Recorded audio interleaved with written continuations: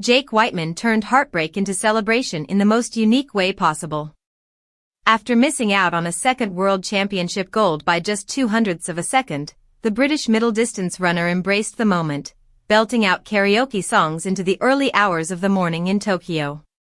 The 31-year-old took silver in the 1500 meters behind Portugal's Isaac Nader, but rather than dwell on what might have been, Wightman and his friends sang Spandau Ballet's gold, a cheeky nod to the medal he narrowly missed.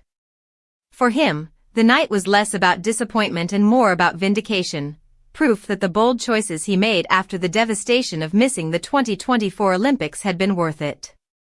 That period was the lowest of his career, sidelined by a hamstring tear on top of earlier calf and foot issues. It forced him to make life-altering decisions. Relocating from London to Manchester with his fiancée and, even harder, parting ways with his father Geoff as coach after more than 15 years together. It was, in his own words, a last roll of the dice. Those choices, however, led to this silver medal in Tokyo, and for Wightman it felt like the right outcome. His father remains proud, still offering advice and encouragement, but now in a different role, less coach, more dad. Even with the success, Wightman hasn't lost his sense of humor. He laughed about a lucky cat charm his fiancée gave him, only for them to realize keeping it might actually bring bad luck unless it was returned to the shrine.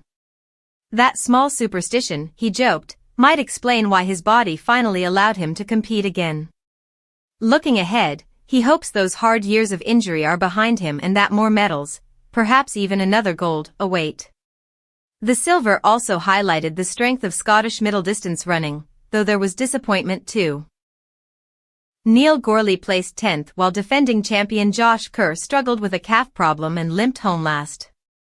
Wightman admitted it was tough to see his teammate suffer, knowing there was a real chance of Scotland securing 2 podium places.